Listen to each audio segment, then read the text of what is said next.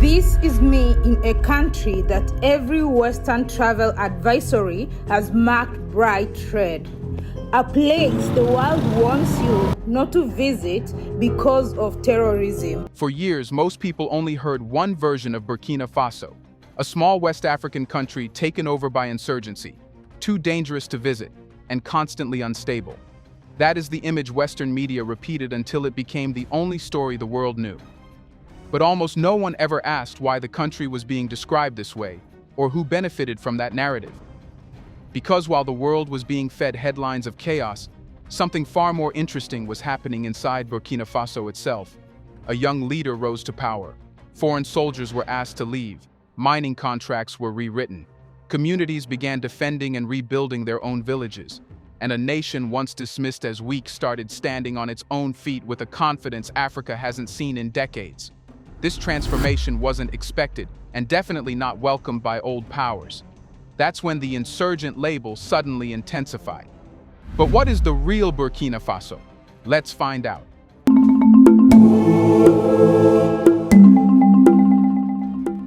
Before we talk about labels, accusations, or geopolitics, we need to understand how the entire world was trained to think about Burkina Faso. For almost a decade, Western media outlets presented the country as a permanent war zone, a place defined entirely by headlines of attacks, insurgent groups, and instability. It was never introduced as a nation with a history, a culture, or a political evolution. It was introduced as a problem. The repetition was intentional. If you repeat insurgency often enough, people stop asking what's actually happening inside the country. They stop looking for updates. They stop caring about the details. And eventually, the judgment becomes automatic. Burkina Faso equals danger. That mental shortcut is powerful and very profitable for those who need Africa to remain misunderstood. The truth is this, right? Burkina Faso's people aren't complaining. We're only hearing Washington that is complaining. And that tells you everything that you need to know. But here is the part the world never paused to examine. Where did the image come from? Who controlled the narrative? And why did the tone shift drastically only after certain political decisions were made inside Burkina Faso? To understand that, we have to go back to 2022 and 2023, when the security situation genuinely was deteriorating. Rural areas were under attack, supply routes were cut off, thousands were displaced. The country was struggling, but it was struggling alongside Mali, Niger, and large regions of the Sahel, all facing a wave of insurgents moving across borders. Yet only Burkina Faso received the most extreme labels, the harshest headlines, and the darkest predictions. Why? Because Burkina Faso did something the others had not done yet. It challenged the structure of foreign involvement. The first shift happened when Burkinabe citizens started raising questions that Western governments hoped would never be asked. Why were foreign troops stationed here for years with little improvement? Why were mining companies exporting billions while villages near the mines remained poor? Why were decisions about Burkinabe security being made in Paris, Brussels, or Washington instead of Ouagadougou? Those questions were the beginning of the national awakening. And then came Captain Ibrahim Traoré, a leader who didn't enter with polite diplomatic language. He confronted France publicly. He demanded control over the country's gold. He insisted on rewriting security cooperation. He refused dependency. For Western governments, this was not just a leadership shift. It was a threat to an entire system. Overnight, headlines described Burkina Faso as uncontrollable, radical, insurgent, and unpredictable. The country did not become more dangerous, but it became less obedient. And in geopolitics, that is often treated as the bigger crime. Yet something unusual happened at the same time. Inside Burkina Faso, the national mood shifted. People felt hopeful. Young volunteers signed up to defend their villages. Markets came back to life, roads that had been abandoned for months reopened, the outside world saw chaos, the inside world felt awakening. So the real question is, what exactly did Burkina Faso do that caused such a dramatic reaction from Western powers? La France a respecté. It's good because France has respected the rules of the game. That is to say, there was a contract that bound us, I believe, and Burkina decided that the contract was no longer convenient, so they tried to denounce it. In relation to this, France understood, there was no debate, so it's fine. Burkina Faso's dramatic clash with the West did not begin with ideology, speeches, or alliances. It began with a single decision that Western governments never expected from a poor, landlocked African nation: the decision to take control of its own affairs without asking anyone's permission. This wasn't symbolic independence, it was operational independence. The first shock came when the government announced the removal of French troops from Burkina Faso soil. For years, France had operated military bases and intelligence networks in the Sahel under the justification of counterinsurgency. Yet insecurity only worsened during that time. Attacks increased, borders weakened, entire villages disappeared. Despite billions spent, nothing improved. So when Ibrahim Traoré asked the obvious question, what exactly are these foreign troops accomplishing here? Western officials heard something far more dangerous: an African leader refusing automatic obedience. Removing French forces didn't just disrupt a military arrangement, it interrupted a geopolitical ecosystem built over decades. Those bases were more than military assets. They were anchors of influence. Their departure meant Paris could no longer shape Burkina Faso's security policy, prioritize its own interests, or maintain quiet access to the country's resources. The second shock came weeks later. Mining contracts were renegotiated. Burkina Faso is one of Africa's top gold producers, yet the overwhelming majority of profits have historically flowed to foreign companies. When Traoré demanded that a larger share of gold revenue remain inside the country, Western politicians and business elites viewed it as a threat to long-standing economic privileges. Gold wasn't just wealth, it was leverage. And Burkina Faso's attempt to reclaim it symbolized something Western institutions never want African states to attempt: economic sovereignty. Then came the third shock: a new style of security management. Burkina Faso refused to depend on external powers and redesigned its security architecture internally. Volunteers were trained. The army was restructured. New alliances were explored with countries willing to work on equal terms, not hierarchical ones. The message was unmistakable. Burkina Faso would now choose its partners based on benefit, not pressure. By this point, the West wasn't simply surprised, it was alarmed. A nation that was supposed to remain politically weak and economically dependent had suddenly taken the driver's seat. And worse, the population supported it. Public morale rose. Youth participation surged. Communities started rebuilding without waiting for foreign NGOs. Burkina Faso was proving that African self-management could work, and work better. For the old powers, this was not just a problem. It was a precedent, a model, a spark. If Burkina Faso could rise by rewriting its relationship with the West, then Mali could, Niger could, Guinea could, and suddenly the entire balance of West African influence would collapse. So Western media shifted its narrative rapidly and aggressively. The country wasn't portrayed as independent, it was portrayed as radical. It wasn't sovereign, it was dangerous. It wasn't self-reliant, it was insurgent. But how did Burkina Faso maintain internal stability after pushing away the very foreign forces that once claimed to be protecting it? The most surprising twist in Burkina Faso's story is that removing foreign armies did not create the security vacuum Western experts warned about. In fact, the opposite happened. Stability began returning to places that had been abandoned for years. And it wasn't because of some secret technology or foreign ally. It happened because Burkina Faso unleashed something far more powerful: its own people. The turning point was the rise of the VDP volunteers for the defense of the homeland. These volunteers became the backbone of a new security architecture designed from inside the country rather than imposed from outside. They were not outsiders flown in to study maps. They were villagers defending their own soil, farmers protecting their own crops, young men and women choosing courage over fear. They knew the terrain, the hidden paths, the local dynamics, and most importantly, they knew who belonged and who didn't. This grassroots intelligence is something foreign armies could never access, no matter how advanced their equipment was.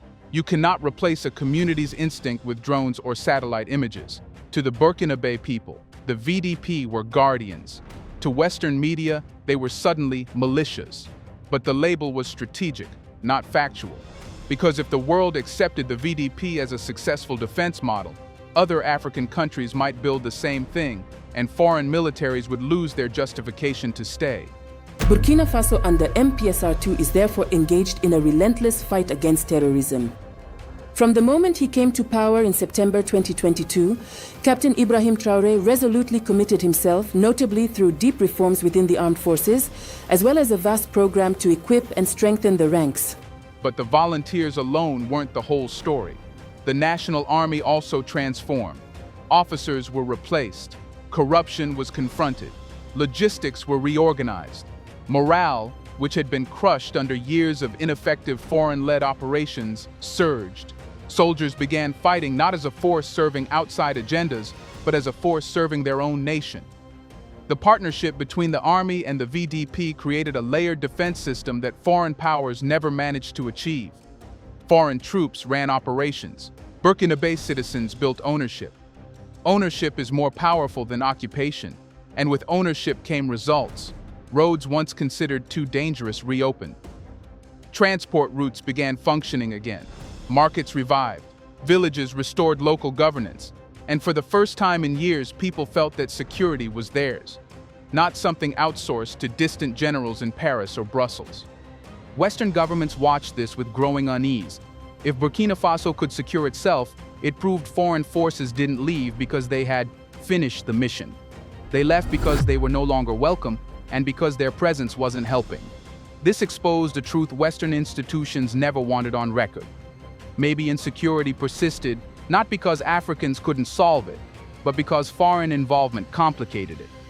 Burkina Faso's internal security model is dangerous only in one sense. It endangers the idea that Africa needs foreign supervision for stability. But why, instead of acknowledging Burkina Faso's progress, did Western media double down on portraying the country as even more chaotic? What were they trying to protect or hide? Let's pause for a second to say big thank you to the Black Culture Diary community, where Black voices, stories, and legacies are preserved and amplified. By becoming a member, you're not just supporting the channel, you're becoming part of a powerful cultural movement. Let's continue. To understand why Western coverage became even harsher after Burkina Faso started fixing its own problems, you have to look at what was really at stake, and it wasn't the security of Burkina Faso. It was the security of a narrative that justified decades of foreign presence, foreign contracts, foreign aid pipelines, and foreign military bases across the Sahel. When Burkina Faso began stabilizing without foreign armies, the entire justification for those operations began falling apart. Think about it. If a small, resource-rich African nation can improve faster on its own than it did with years of Western support, then people will inevitably ask the forbidden question: what were those foreign missions actually doing here? That question is a threat, not to Burkina Faso, but to the credibility of Western governments, intelligence agencies, defense contractors, and multinational corporations that rely on Africa being portrayed as incapable of managing itself. So the narrative had to be protected at all costs. That meant rewriting Burkina Faso's progress as failure. That meant portraying every community defense effort as an insurgency. That meant framing every political decision as radicalization. That meant ignoring every positive development and amplifying every negative rumor. Western media fell back on a tactic they've used for decades. When the facts are inconvenient, double down on fear. This fear-based storytelling was never really about Burkina Faso.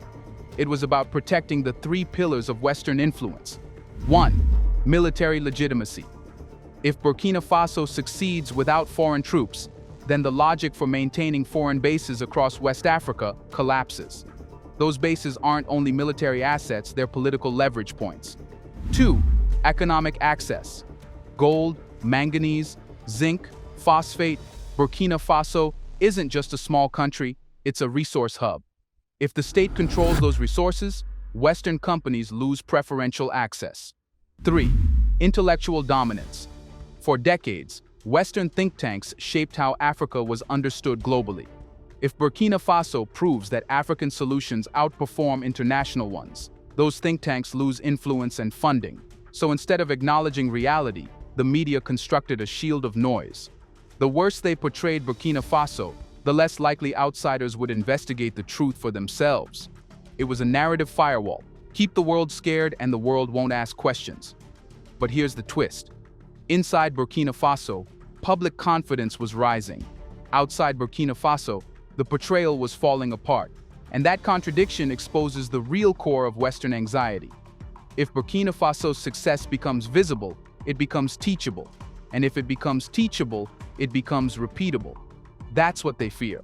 Not the nation, not the government, not the volunteers. They fear the example. An African country that refuses dependency and wins. Which leads to the next question. What exactly makes Burkina Faso's independence so dangerous that the West can't allow the rest of Africa to see it? Here's a reminder to please like and share the video and subscribe to our channel to watch more videos on Black culture, history, civilization, and identity. Let's continue now. Burkina Faso's independence is not dangerous because of what it removes. Western troops, Western contracts, Western influence. It is dangerous because of what it creates. And what it is creating right now is the single most powerful force in geopolitics, a working African alternative. For decades, Africa was taught a specific formula: accept aid, accept foreign troops, accept unfavorable deals, accept experts who know nothing about local realities, accept dependency as destiny. Burkina Faso rejected all of it and didn't collapse. This is the real threat. Not guns, not rebels, not ideology. Burkina Faso's success threatens the West because it proves Africa is not inherently dependent. The country is showing, in real time, that sovereignty is not chaos, it is competence. And that message is traveling faster than any official report or diplomatic memo. Look at the ripple effect. Mali watched Burkina Faso stand up and stood up next. They expelled the same foreign forces and began to rebuild their own institutions. Niger followed, despite enormous pressure. When they removed foreign troops, the Western reaction was instant panic. Why? Because the dominoes were falling faster. Chad, Guinea, and even Senegal's youth began questioning the old system. Burkina Faso didn't export revolution, it exported confidence. And confidence is contagious. When young Africans see a president who speaks without fear, a government that rejects exploitation, and a population willing to defend its own land, something shifts in their minds. They begin asking questions their parents never dared to ask. Why do we need foreign armies? Why do we sign one-sided contracts? Why do we stay silent when our resources leave the continent? Why do we assume we cannot govern ourselves? Burkina Faso is dismantling decades of psychological conditioning, the quiet belief that Africa must always rely on someone else. For Western governments, that belief was not cultural, it was strategic. It justified intervention, it justified the extraction, it justified control. So when Burkina Faso breaks the mental cage, it is not just one country escaping, it is the entire continent waking up. And the timing could not be worse for the old powers. Africa's youth population is exploding. Governments are reconsidering alliances. New partners, Russia, China, Turkey, and the Gulf, offer alternatives. Мы будем готовы уже в ближайшие месяцы, в ближайшие 3-4 месяца безвозмездно предоставить Буркина-Фасо, Зимбабве, Мали, Сомали, Центральноафриканской Республике, Эритрее по 25-50 тысяч тонн зерна. Обеспечим и бесплатную доставку этой продукции потребителям.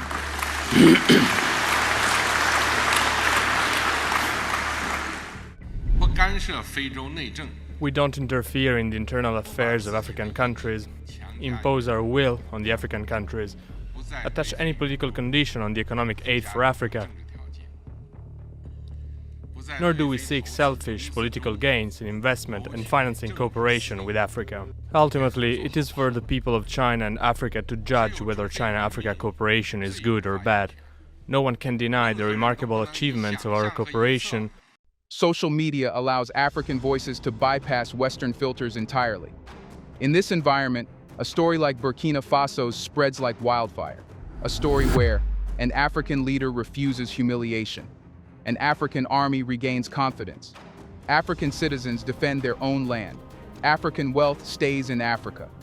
This is not a story the West can allow to become normal.